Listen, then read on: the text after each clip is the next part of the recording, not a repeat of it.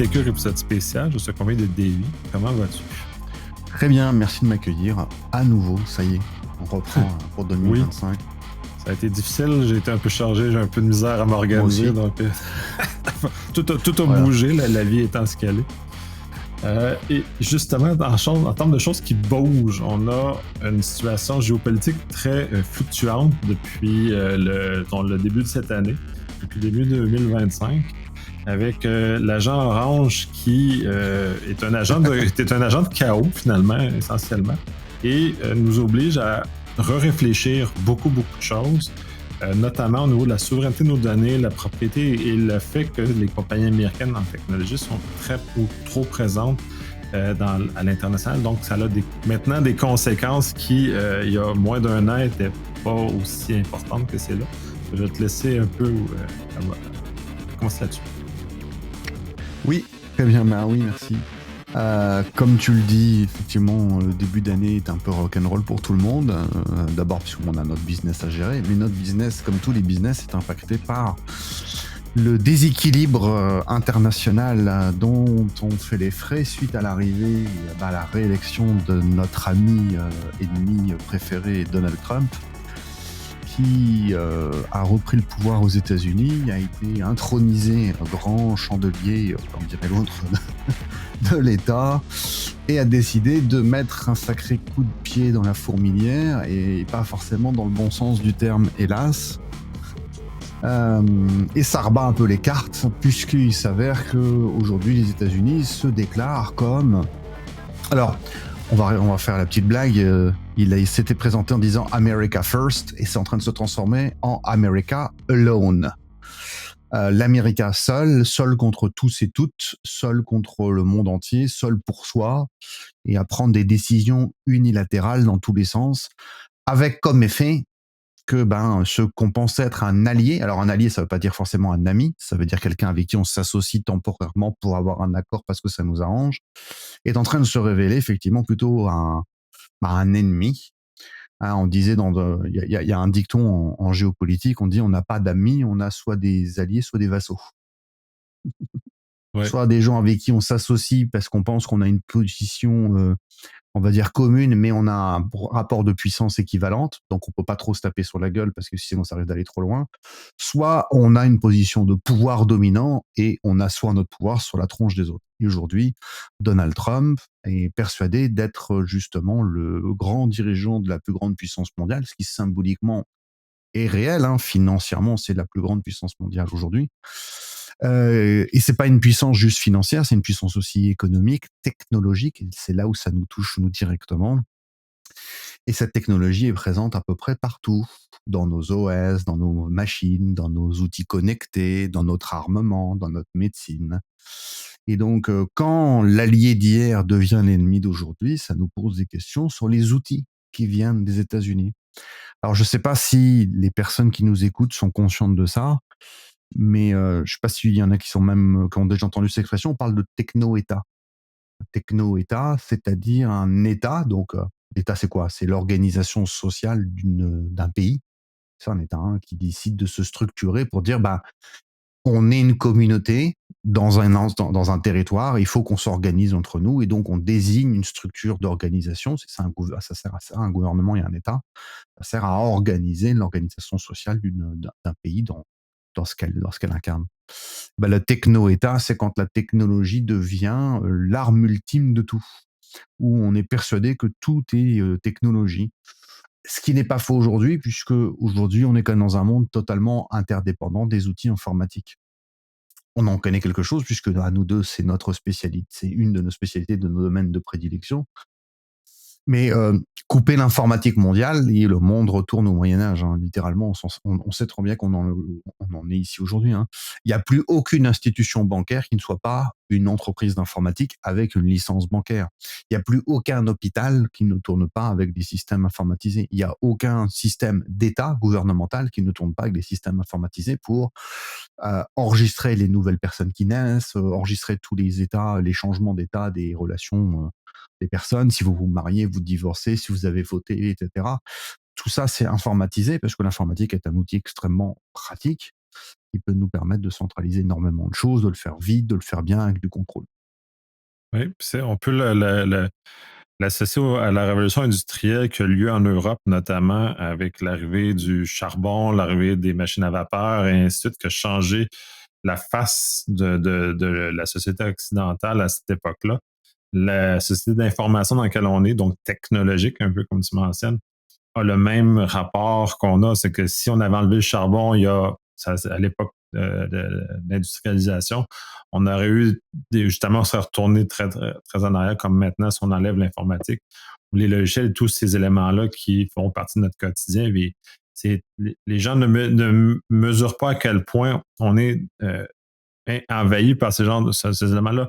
Les automobiles le sont, nos maisons sont de plus en plus connectées, même la fonction de l'État est de plus en plus connectée. Et d'ailleurs, ça crée un certain nombre de soucis, surtout quand on embarque dans les volets de souveraineté dans lesquels on va discuter. Alors, la souveraineté, on peut voir, il y a deux définitions, si je regarde juste le dictionnaire. C'est l'autorité suprême, tout court, voilà, d'un souverain, d'une nation, etc. Ou les caractères d'un État qui n'est soumis à aucun autre État. Donc c'est ça la souveraineté. La souveraineté, ça veut dire qu'à un moment donné, un pays dit, moi, il me faut les moyens de pouvoir prendre mes décisions en totale, complète et forte autonomie, sans aucune interdépendance avec qui ce soit d'autre que nous-mêmes. C'est ça, assurer la souveraineté d'un État. Euh, alors, je sais que cette notion aujourd'hui, en France, par exemple, ces dernières années, elle a été assez galvaudée parce que c'est souvent quelque chose qui a été utilisé par les partis d'extrême droite pour parler de nationalisme. L'autonomie d'un État n'a rien à voir avec le nationalisme. Enfin, c'est un raccourci qui a effectivement été, on va dire, détourné pour un discours. Mais parler de souveraineté dans un pays, ça n'a rien à voir avec le nationalisme, c'est-à-dire de prévaloir la nationalité d'un peuple sur d'autres peuples avec des histoires de supériorité, de race, etc. On n'en est pas là. Là, on tombe dans des choses qui sont tout à fait, enfin, qui n'ont aucun sens, qui sont immorales, qui sont non éthiques. Ça ne nous intéresse pas. La souveraineté d'un État, c'est s'assurer qu'un peuple, dirigé par un gouvernement dans un territoire précis et identifié comme une communauté, puisse avoir les moyens de faire vivre cette communauté en indépendance et sans interférence tierce. Et c'est là où on va tomber sur ce qui est en train de se passer, qui amène à un beaucoup plus gros risque. On le disait en préparation, cette conversation, on aurait pu avoir la même il y a 4 ou 8 ans. Mais elle n'aurait pas le même degré de réalité des risques dont on va parler. C'était les risques qu'on supposait avant, même si on savait qu'il y avait quand même déjà ces risques. Le risque, c'est quoi aujourd'hui? C'est que, comme tu l'as dit, l'informatique a pris la place, ça nous a simplifié la vie. L'informatique fait plus de choses qu'un être humain, donc c'est pratique. Hein. On pourrait faire la même chose avec l'IA aujourd'hui, c'est juste une évolution supplémentaire, un moyen de faciliter le boulot potentiellement, voilà, et de faire qu'on ait moins d'efforts à faire. Le problème, c'est qu'il faut des outils informatiques. Ces outils informatiques, le principal outil informatique qu'on utilise, ça s'appelle un système d'exploitation. Un système d'exploitation, c'est une fenêtre entre la machine et l'humain. C'est ça. Vous avez un ordinateur. Un ordinateur, ce sont des composants physiques, électroniques. Vous avez un être humain en face, c'est de l'organique. Pour faire la liaison entre les deux, il a fallu créer une fenêtre. Et oui, Windows ne s'appelle pas Windows parce que Bill Gates a mis des fenêtres, mais parce qu'il voulait créer une fenêtre sur le potentiel de la machine. Parce que finalement, le nom est plutôt bien trouvé. Et Windows, par exemple, fait partie de ces OS qui aujourd'hui ont une homogénie, mondiale, sont présents partout. Ils ont pas dire un monopole parce qu'il y a des OS open source, mais ils ont quand même une présence internationale très très forte. Avec, par exemple, aux États-Unis, dans les années 90, des accords signés entre l'État et les ministères, par exemple, de l'éducation pour être présents dans les écoles, ce qui crée une habitude culturelle, ce qui crée des populations qui sont habituées à utiliser ces outils. Et cet outil est fort pratique en soi. Moi, j'ai rien contre Windows, j'en ai chez moi, ça me permet de lancer mes applications, mes jeux.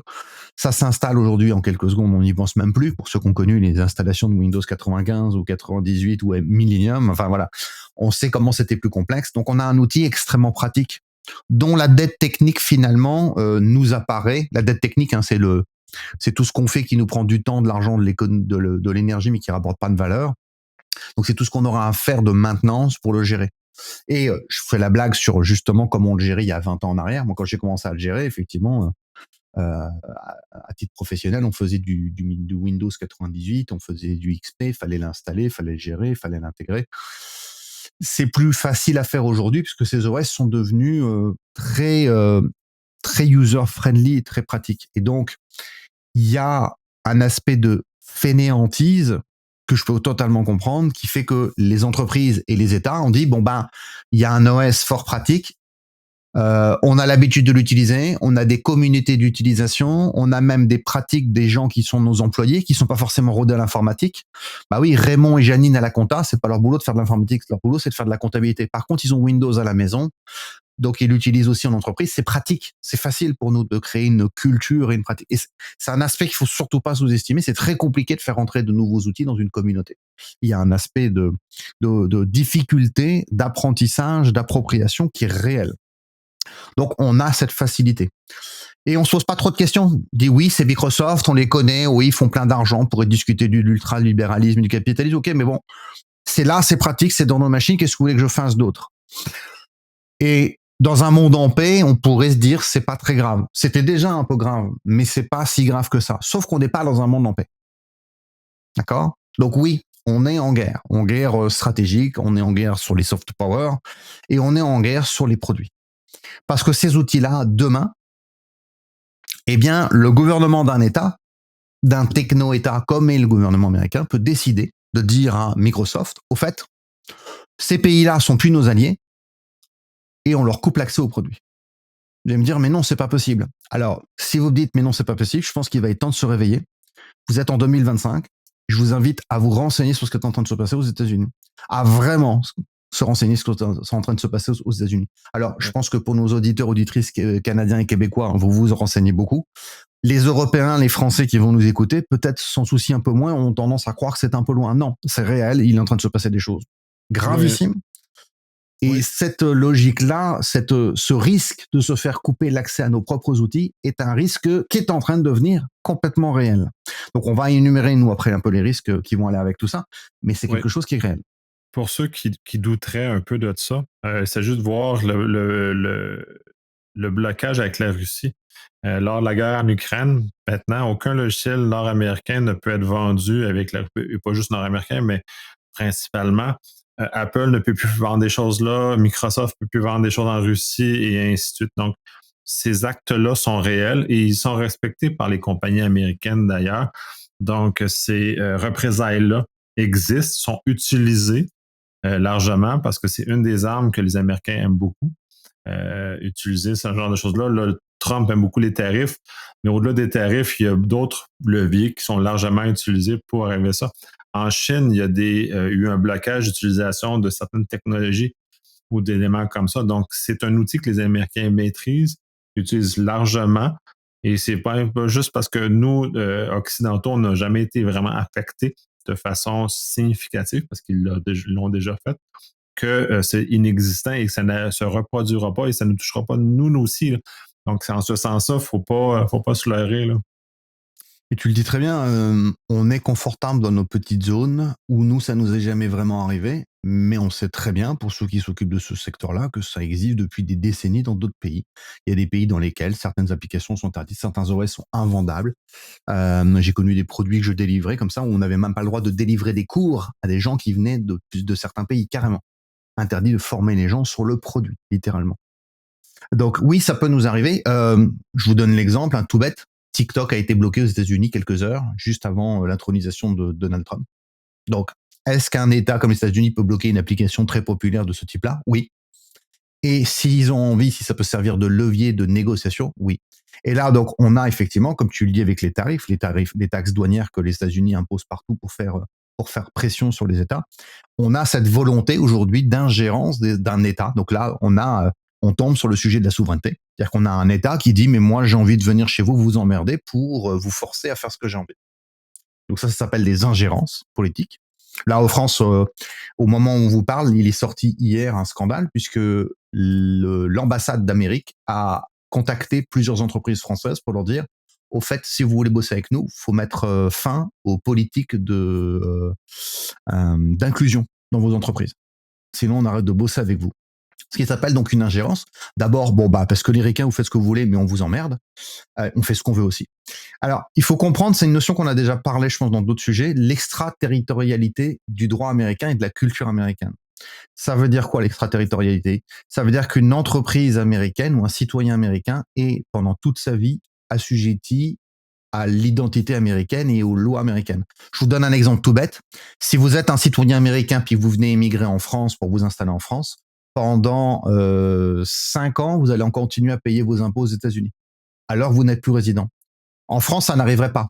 En France, à partir du moment où vous partez au Canada ou aux États-Unis vous vivre, dès la première année, si vous pouvez prouver que vous résidez sur place, si vous passez plus de temps sur ce territoire-là qu'en France, alors vous finalisez vos impôts de l'année d'avant et c'est terminé, vous n'en aurez plus. Ça veut dire qu'une entreprise américaine, quand elle vend des produits en France, au Canada ou au Japon, la loi qui est censée s'appliquer, c'est la loi américaine pour eux. Et donc, dans leur tête, ils ont le droit de faire ce qu'ils veulent, là où ils veulent, même dans les autres États. Et vous voyez que là, on touche littéralement au sujet de la souveraineté. C'est-à-dire qu'à partir du moment où on a choisi d'imposer chez nous des outils qui sont étiquetés produits américains, alors on a le risque que le produit américain vienne avec les contraintes américaines, avec les décisions américaines. Donc le risque, effectivement, est que les États-Unis changent de braquet, décident que les tarifs ou les taxes douanières, ça suffit pas, on va vous emmerder encore plus. Tiens, on vous coupe le fonctionnement de l'outil. Et on l'a démontré, ça existe déjà, ça se produit déjà dans d'autres pays. Vous pouvez aller voir en Iran, vous pouvez voir la Chine, vous pouvez aller voir la Russie, la Corée du Nord. Oui, les outils qui sont, même s'ils sont installés, ils sont bloqués. Ils sont bloqués soit localement par les États qui veulent pas les voir, soit ils sont bloqués à distance par les éditeurs qui sont capables d'empêcher soit l'installation du produit, soit soit l'activation, soit l'usage des licences, soit les mises à jour, par exemple. Et donc ça veut dire que dans notre confort, et là je reviens sur notre petite fainéantise qu'on a eu jusqu'ici de se dire on va utiliser d'autres outils comme des outils open source, mais même ça pourrait être remis en cause, ou des outils tiers sous licence. Vous avez plein d'entreprises qui ont fait ce choix-là de la facilité d'aller prendre ce qu'on appelle des outils off the shelf, donc des outils tout prêts, clés en main, parce que ça semblait être plus facile. Alors, moi, c'est un sujet que je critiquais déjà depuis plus de 10 ans chez mes clients en disant, plus c'est facile à installer, plus ça va être chiant à gérer après, puisque moins vous maîtrisez l'outil. Donc, prendre des outils qui sont déjà gérés par quelqu'un d'autre, c'est déjà s'enlever ce degré de contrôle de l'outil, puisque on ne maîtrise pas ce qui se passe dedans. C'est souvent des boîtes noires, ce que j'appelle des boîtes noires, c'est-à-dire que on vous délivre l'outil, vous avez la procédure pour l'installer, vous avez la procédure pour la connecter à tout l'écosystème qui est autour, vous avez le support de l'éditeur qui peut être de qualité, et souvent entre lesquels l'éditeur va pouvoir gagner beaucoup d'argent avec l'interdépendance, mais vous n'avez pas le contrôle de l'outil. Vous pouvez pas le personnaliser en dehors de ce qui est permis dessus. Il y a même des outils, ils arrêtent de fonctionner dès que vous essayez de rentrer dedans, là où c'est pas permis. Si on détecte que vous avez fait un plugin sur mesure, etc., et vous dit non, vous n'avez pas le droit, vous l'enlevez immédiatement, ou vous perdez les droits d'usage de la licence. Donc, ce sont déjà des contraintes qu'on a. Donc, déjà, un premier point, dans ces outils, on ne sait pas ce qu'il y a. Que ce soit d'ailleurs, on va étendre le sujet, que ce soit les outils logiciels comme du matériel. On ne sait pas forcément ce qu'il y a dans les boîtiers. Et il y a des boîtiers technologiques qu'on installe chez nous, des équipements des fois, où on s'aperçoit que quand on les ouvre, quand quelqu'un a la décence de l'ouvrir pour les faire ce qu'on appelle du reverse engineering, il y a des trucs qui n'ont rien à foutre ici. On a vu, alors vous allez me dire, oui, ça vient de la Chine. On a plein d'exemples de Chine, oui.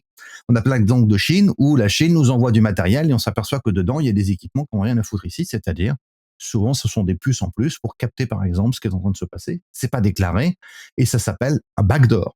Donc, ce sont des portes d'entrée-sortie pour permettre à l'État de le faire. Maintenant, est-ce que vous me dites, oui, mais c'est la Chine, c'est normal, c'est eux, les autres le feront pas? Alors, si c'est votre état d'esprit, vous êtes d'une naïveté dangereuse. Je vais vraiment honnête avec vous, moi, vous me faites peur. Parce que si la Chine le fait, ça veut dire que les États-Unis le font, l'Europe le fait. Je vous rappelle, il y a une dizaine d'années, en Europe, l'Europe a gueulé un grand coup parce qu'on s'est aperçu que les États-Unis écoutaient toute l'Europe. Nos gouvernements étaient écoutés. Je vous rappelle l'affaire Snowden, la NSA, enfin, on a des exemples. C'est pour ça qu'il faut arrêter de partir du principe qu'on a des pays amis. On n'a pas d'amis, on a des alliés stratégiques et on est dans une paix relative. Donc, à partir de ce moment-là, on sait que l'intérêt d'un État, c'est d'obtenir des informations sur les autres États pour avoir un coup d'avance, pour éviter de se faire avoir. Soit pour avoir des avantages, on va dire, financiers, stratégiques, économiques, soit carrément pour avoir des avantages, on va dire, plutôt orientés sur l'aspect d'agressivité, voire militaire. Donc, on a cette notion-là. Les États ont besoin de savoir ce qui se passe chez les autres, y compris ce qu'on ne veut pas nous dire. Donc les outils qu'on utilise aujourd'hui possèdent des failles de sécurité, involontaires parfois, mais aussi parfois volontaires, ça s'appelle des backdoors, ce sont des choses que les États font. Si vous me dites, ouais, mais Huawei, par exemple, les équipements réseau chinois, on sait qu'ils sont pourris, bah Cisco, vous croyez quoi? Vous croyez vraiment qu'ils n'ont pas discuté avec les services secrets américains et qu'ils n'ont pas l'obligation légale de mettre ça en place? En France, ça existe aussi, hein. On a l'obligation par l'État aujourd'hui de maximiser la taille des clés de chiffrement pour éviter que le chiffrement soit trop compliqué à détruire par l'État s'il y a besoin. Aujourd'hui en France, il y a alors au moment où on vous parle, on est au 1er avril, alors c'est pas une blague pour le coup, il y a au gouvernement au gouvernement français, à l'Assemblée, des discussions sur une loi pour que les systèmes de chiffrement des communications chiffrées puissent être défaits par l'État. Donc on nous dit oui, oui, on veut bien, mais faut pas que ce soit trop compliqué, faut qu'on puisse y passer. C'est un peu comme quand vous allez à l'aéroport, vous avez le service de douane américain, TSA, hein, qui a des clés universelles pour vos valises. Et vos valises doivent être estampillées TSA avec un logo qui dit, au fait, si elle est cadenassée mais qu'il y a besoin pour des questions de sécurité nationale, on soupçonne qu'il y a une bombe ou de la drogue dans votre sac, il faut qu'on puisse l'ouvrir facilement. Donc, faites cette logique-là, elle a du sens. C'est un peu comme les pompiers qui viennent chez vous pendant un incendie, ils ont des clés universelles. Ils ont tout un trousseau de clés pour ouvrir, par exemple, les ascenseurs, les cages d'escalier, etc. C'est fait exprès pour la sécurité. Et on peut se dire, bah, dans ce cas-là, ça a du sens, c'est logique, oui. Mais n'oubliez pas qu'ici, c'est un usage dérivé auquel on pense.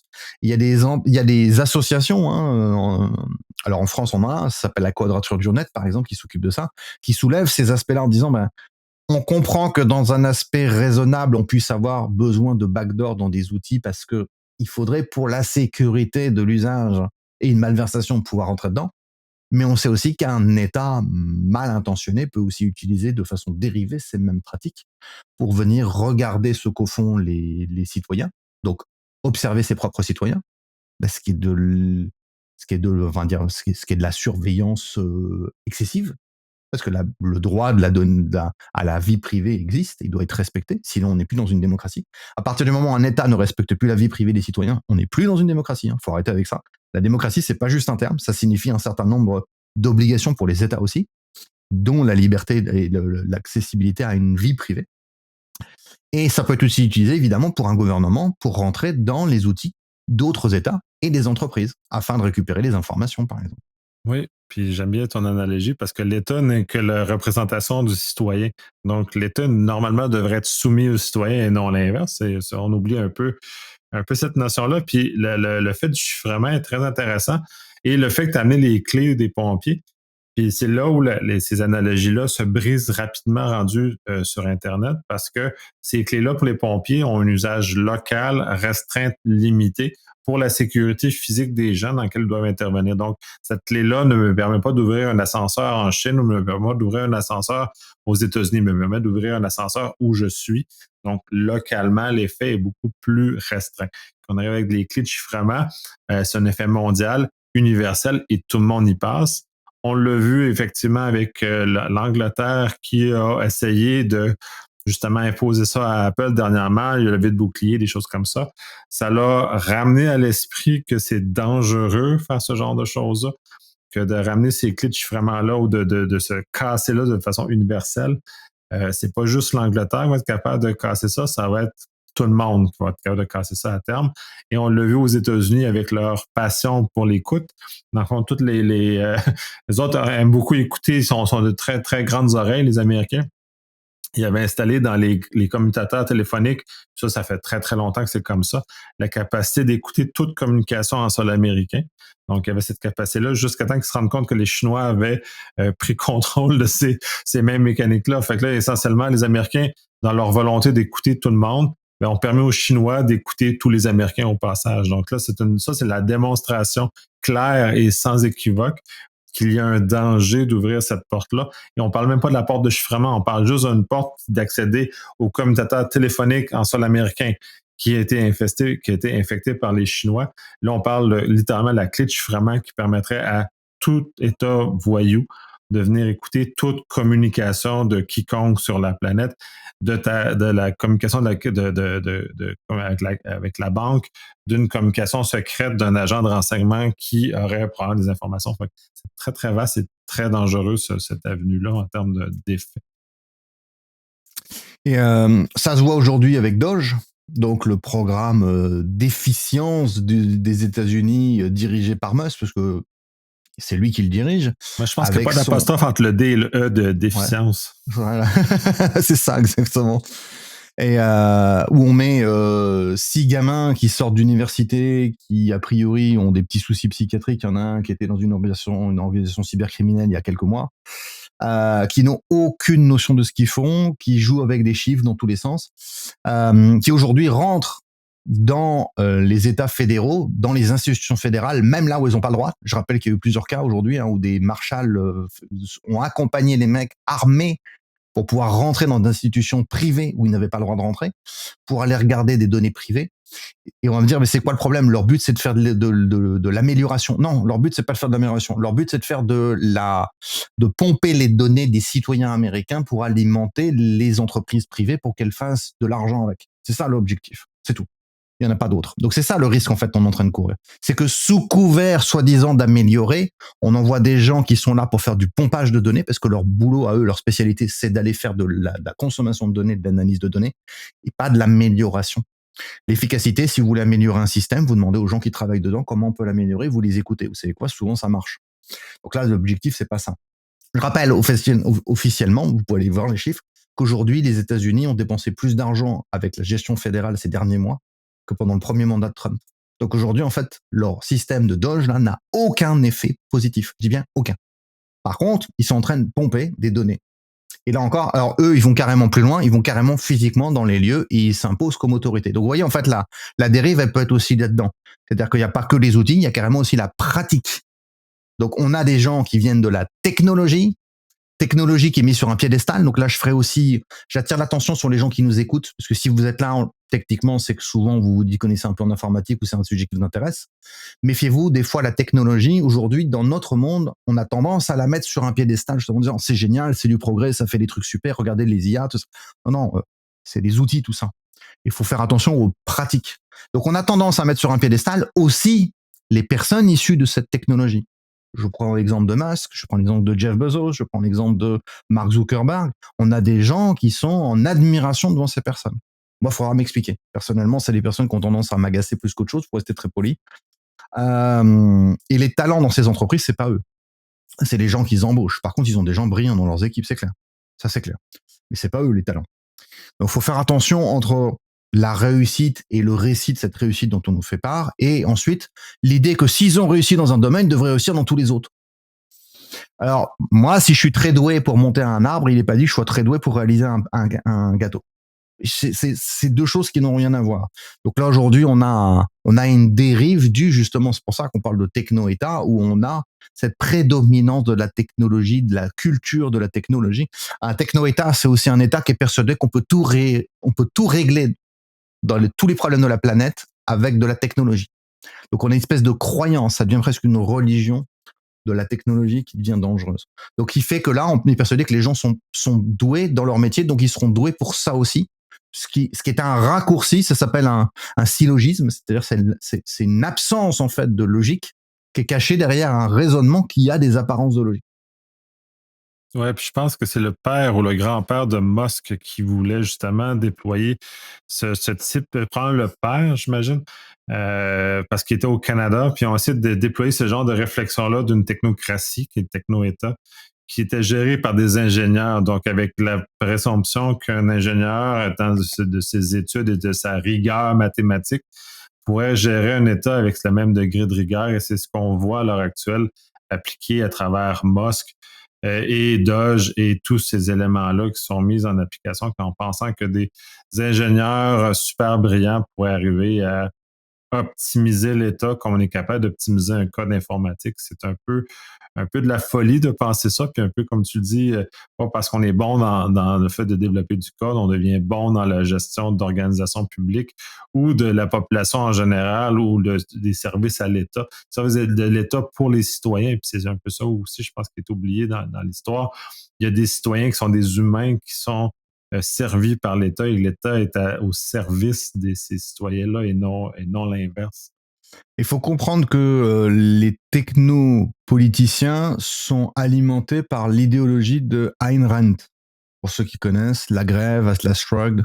Dans La Grève, c'est une écrivaine qui a théorisé et qui a fait un bouquin. Bon, je vous spoil le contenu du bouquin.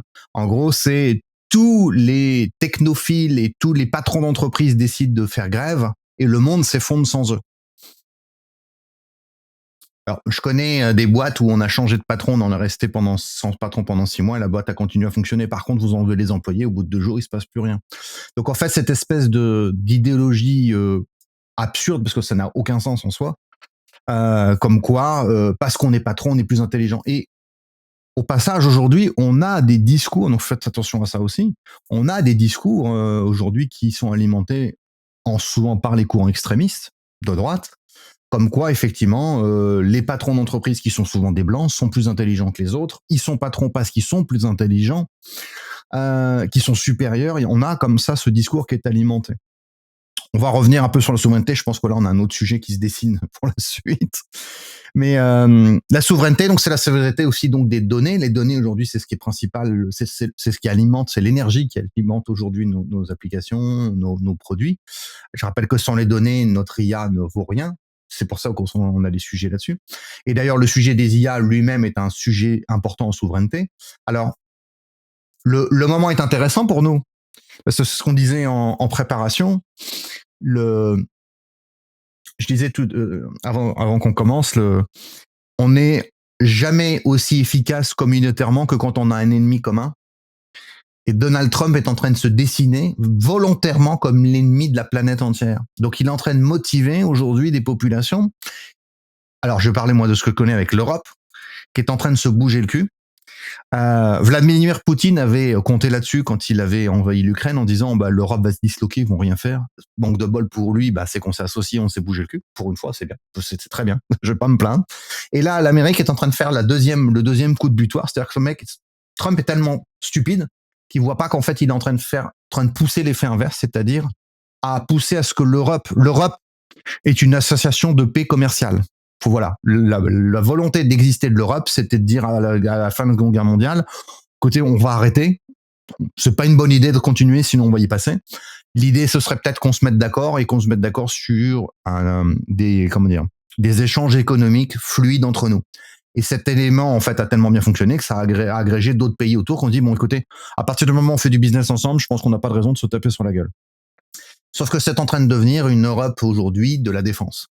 Avec l'idée même, par exemple, que la sécurité nucléaire française puisse être la sécurité européenne de plusieurs pays. Puisque la France est une puissance nucléaire, comme l'Angleterre, ça veut dire qu'on n'a pas du tout le même pouvoir de pression sur les autres États.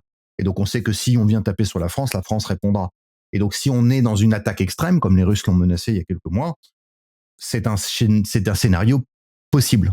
Pas forcément envisageable, pas très souhaitable, on est d'accord, mais c'est une possibilité puisqu'on a l'arme nucléaire. Donc c'est une arme de dissuasion. On dit attention, moi je l'ai, si vous m'emmerdez trop, si vous allez trop loin, on peut aller jusqu'à l'utiliser. Et donc aujourd'hui, on est en train de penser, on est en train de verbaliser quelque chose qui pensait être impensable. Je rappelle que par exemple l'Allemagne, pendant très longtemps, disait non, on n'en veut pas. Le nouveau chancelier allemand fraîchement nommé, il n'est même pas encore officiellement nommé, a déjà formulé l'idée qu'il étudiait la possibilité d'accepter. Quelque chose auquel il était totalement réfractaire il y a 1 an. Donc aujourd'hui, on en est là. Donc on en est à s'associer en Europe et à donner de la puissance aux moyens. Donc on voit ça aujourd'hui, par exemple, pour le traitement de la donnée, avec le fait que certaines IA européennes, comme Mistral, l'IA française, par exemple, est en train d'être poussée par l'État. Alors peut-être pas encore assez, pour le coup, pour prendre la place, mais il y a une opportunité pour nous pour créer des solutions. Alors, on va peut-être essayer de finir avec les solutions, justement, pour être un peu plus souverain. Alors, technologiquement, pour être souverain, La solution ultime, c'est de tout faire en national ou en communautaire. C'est-à-dire, à défaut d'avoir des logiciels purement français, il faudrait avoir des logiciels européens. Alors là, effectivement, on a un problème, c'est qu'on a un gouffre à franchir parce que effectivement, on sait très bien qu'on a créé une dépendance très très très forte ces 2 ou 3 dernières décennies. Mais on a des acteurs locaux qui commencent à se poser fraîchement la question et on a des initiatives d'OS européens, d'applications européennes, de cloud européen. Alors, Oui. Celle-là aussi, je parle du côté canadien aussi, on est dans cette réflexion-là, puisque nous, on est étant beaucoup plus collés sur les Américains, cette connivence-là qu'on avait avec eux était encore plus marquée. Déjà là, nous aussi, on est en train de marquer le pas. Il y a plusieurs initiatives qui sont en train de se mettre en place justement pour justement venir affirmer ce genre de choses-là. Puis je vais faire une parenthèse sur l'open source. Je suis un peu fasciné parce que tous les États à travers le monde investissent des sommes colossales dans du développement informatique, dans des systèmes internes. Et je me suis toujours demandé pourquoi c'est de l'argent public, donc du peuple, donc devrait retourner au peuple, ces éléments-là. Pourquoi les États ne retournent pas ce code-là en open source et incidemment de contribuer au collectif. Et quand on parle de souveraineté, je trouve que c'est un axe très important puisque on parle de OS ou d'éléments de base qui sont fondamentaux au fonctionnement global. Je crois qu'il y a un intérêt très fort à ce que l'État ou les États viennent contribuer comme dans des codes open source, donc d'affirmer une indépendance en ayant chacun une contribution au code global et que tout le monde réutilise un code dans lequel il peut contrôler eux-mêmes notamment, donc de contrôler le contenu, s'assurer qu'on est autonome, mais en même temps de contribuer à l'œuvre globale, comme on l'a fait en littérature, on le fait en musique. Bien, ça serait important que des paliers de la société aussi importants que ça, l'État vienne justement donner des moyens accélérés pour alors, ça. pourquoi les États ne le font pas? C'est simple, c'est que les États aujourd'hui sont générés par des gestionnaires, pas par des gouvernants. Un gouvernant, il doit œuvrer pour le bien de tous. Un gestionnaire, il vient faire de la comptabilité. En France, on a Emmanuel Macron. Emmanuel Macron est un ancien banquier qui est persuadé que l'entreprise, c'est une entreprise. Donc, comme le gestionnaire dans ton entreprise qui t'a fait acheter Windows parce que c'était plus facile, ben, il préfère acheter Windows parce que c'est plus facile. Sauf que nous, on sait très bien que c'est pas plus facile d'avoir Windows. On sait très bien que l'open source nous permettrait d'avoir le contrôle. Et si on réfléchissait en termes de gouvernance et de souveraineté, alors oui, tu as tout à fait raison, les pays devraient investir dans des solutions communautaires propres à leur propre structure, à leur propre identité. Ça demande un effort supplémentaire. Donc là, aujourd'hui, on en est là. C'est-à-dire que la situation, c'est ce qui fait qu'on fait ce sujet aujourd'hui, c'est ce qui fait qu'on en parle maintenant, c'est ce qui fait la situation est tellement tendue, tellement critique que le chemin, dans les chemins possibles, il y en a qui peuvent être assez catastrophiques. Et donc, si on veut assurer une résilience au-delà de ce moment pivot qu'on est en train de vivre, il va falloir se bouger les fesses pour rentrer là-dedans. Une vraie souveraineté, effectivement, c'est un effort considérable de réautonomiser les pouvoirs publics et les entreprises privées en fournissant une alternative aux outils édités par nos amis américains. Ce qui est difficile, c'est d'une part, c'est que les outils américains ne sont pas mauvais en soi. Il y en a plein qui sont très bien. Moi, je travaille pour AWS en partenariat avec eux. Leur solution, elle est très bien. Windows est un très bon OS en soi. Enfin, on n'a pas envie de s'en passer parce que c'est confortable. Mais c'est pas juste une histoire de confort. C'est une histoire de respect de la souveraineté des États aujourd'hui qui est remise en cause parce que l'État qui est en face de nous, lui-même remet en cause cet équilibre d'alliance qui pouvait tenir la route, qui était déjà risqué, mais le risque n'était pas assez haut pour qu'on prenne l'envie d'aller au-delà de ça. Et vous avez des acteurs français qui commencent à faire ça. On a des fournisseurs de cloud français qui essayent d'avoir leur propre couche, leur propre kernel, leur propre pile, leur propre stack, entièrement développés par eux-mêmes directement, parce que finalement, c'est la clé. Alors oui, ça demande du boulot, mais si on prend chaque besoin individuellement, ce qu'on a à redévelopper, alors comme tu le dis, déjà, il y a de l'open source, donc il y a déjà plein d'alternatives qui existent. Et ensuite, si on n'essaye pas de tout faire d'un coup, peut-être qu'en faisant progressivement, en poussant à la culture de la migration vers des adoptions open source ou plus maîtrisées, on peut arriver déjà à une certaine forme d'autonomie, en tout cas d'indépendance. Il faut déjà poser le sujet sur la table. Ouais, puis un exemple français, c'est OVH qui, à bien des égards, construit bien sa pile au complet. Il y a de l'approvisionnement matériel qui est très spécifique aussi, qui construisent leur propre équipement. Donc, ils ont déjà des choses. C'est sûr que ça n'avance pas à la vitesse qu'on l'a vu chez AWS ou Microsoft, où les sommes investies pour arriver rapidement à quelque chose ne sont pas les mêmes. Mais cependant, on voit qu'il y a un geste concret qui est posé, une volonté d'aller dans ce sens-là, donc avec des moyens plus modestes que les trois géants ont pu déployer pour y arriver. Mais malgré tout, on voit un bel avancé, des belles stratégies qui sont faites chez OVH qui arrivent à matérialiser ce que tu mentionnes essentiellement de gestes concrets pour arriver à des solutions qui permettent un certain degré d'autonomie. Puis même pour le Canada, c'est le fun parce que OVH a un centre de données qui est situé au Québec en ce cas-ci. Je ne sais pas s'ils en ont, il me semble qu'ils en ont mis un deuxième et commencent déjà à multiplier leurs efforts qui, à certains égards, pour un Canadien, OVH est beaucoup plus souverain pour nous que peut l'être un Microsoft qui est soumis à des règles américaines dans lesquelles ils peuvent être Oui. beaucoup plus Et invasifs. on le voit en Europe, en France avec le projet Blue, où Microsoft s'est associé avec des acteurs français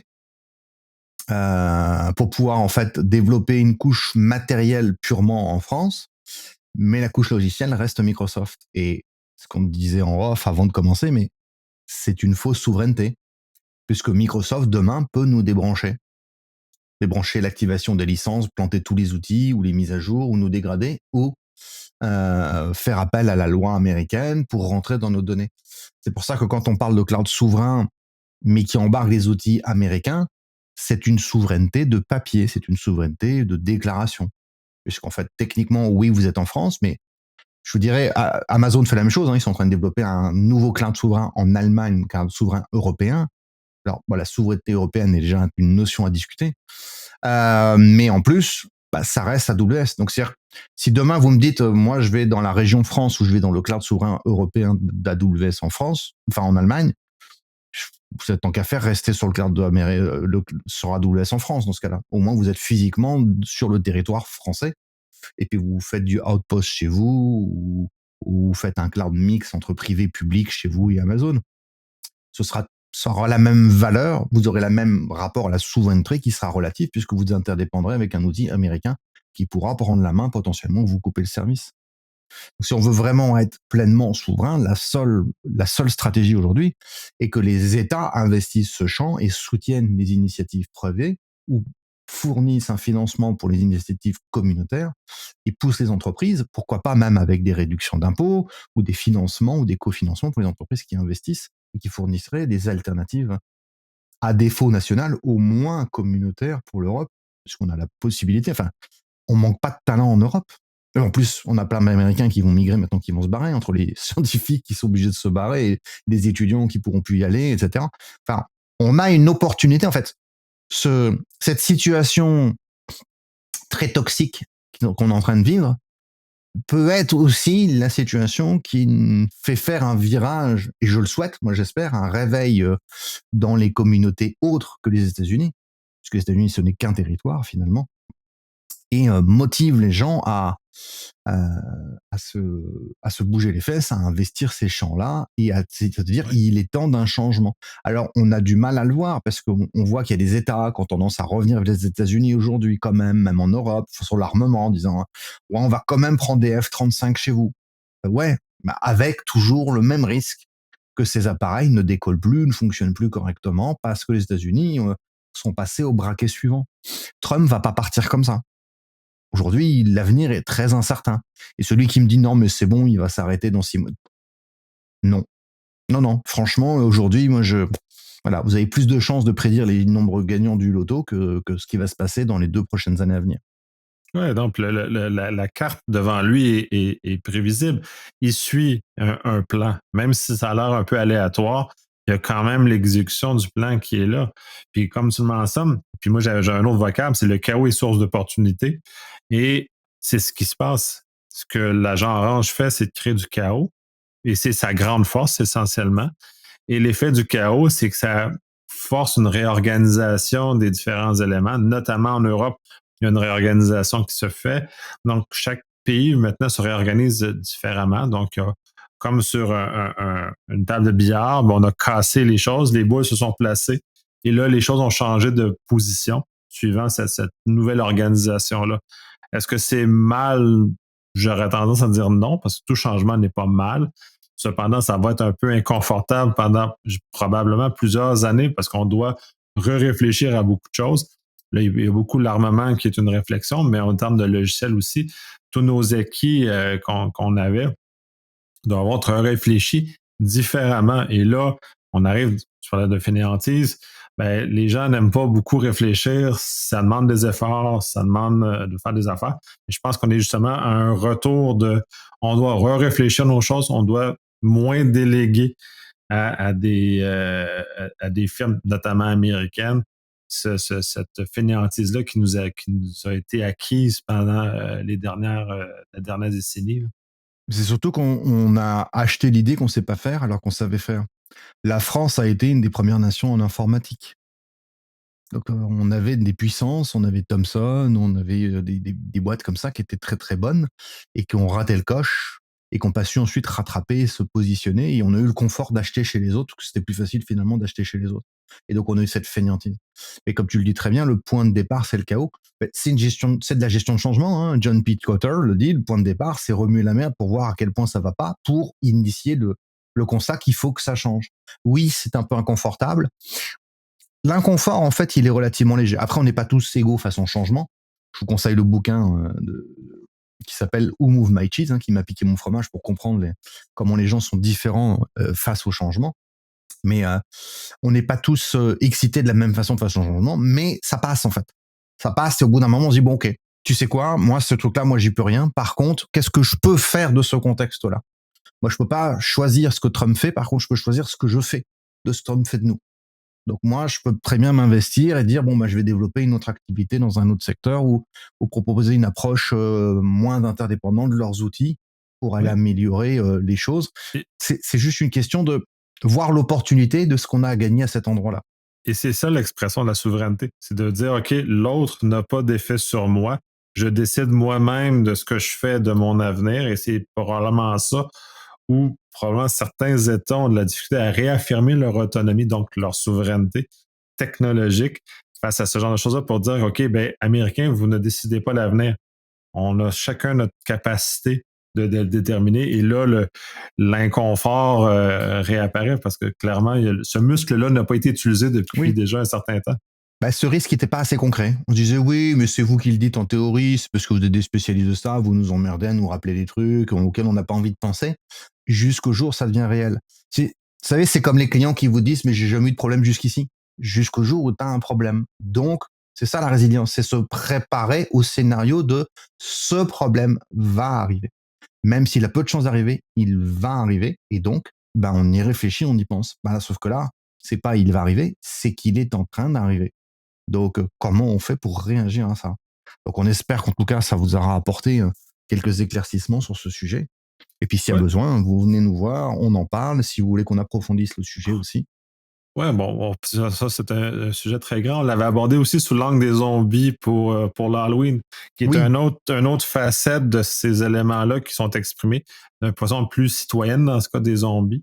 Mais c'est quand même un élément d'affirmation d'autonomie individuelle ou étatique ou des compagnies face à l'échiquier mondial qui est changeable. Je pense que on a acquis beaucoup de paresse et de fainéantise de par la paix relative qu'on a depuis la Deuxième Guerre mondiale. Wow, il y a de l'action à faire chez vous. Il y a de la visite. Donc, cette fainéantise-là a été faite, est arrivée de cette paix relative-là. Et là, je pense on rebrasse. Et moi, je ne vois que de l'opportunité là-dedans. Je vois beaucoup de positifs, essentiellement pour tout le monde, et d'innovation aussi, parce que je pense qu'on était, je le voyais plus à l'Europe, l'innovation, c'était calmé, disons, en Europe maintenant depuis longtemps. Et là, je pense une belle opportunité que l'innovation européenne réémerge avec des regards différents et une diversité différente qui va nous amener ailleurs. Et ça, moi, je ne vois que du bon à travers cette chose-là. C'est juste un peu triste pour les Américains, mais ça, rendu là, c'est pas ils ont notre. voté, ils ont choisi, qu'ils assument. C'est ça. Ça, C'est pas notre responsabilité, c'est la leur. c'est les premières victimes de leur propre choix. Donc il y a une leçon à tirer aussi pour les prochaines élections partout. Si vous choisissez des agents de chaos, bah, vous serez les premières victimes de ça. Ça ne vous sauvera pas. Aujourd'hui, il se passe l'opposé de tout ce qui avait été déclaré. Tout à fait. Donc, on va conclure sur ça et le fait que ton chien a déclaré son existence et l'existence de quelqu'un qui passait par chez vous. Donc, sujet très intéressant. Comme je vais rappeler ce que tu as mentionné. Venez nous voir, venez nous parler. C'est des sujets qui nous passionnent. Et justement, si vous avez des idées ou des angles supplémentaires que vous désirez qu'on aborde, gênez-vous surtout pas.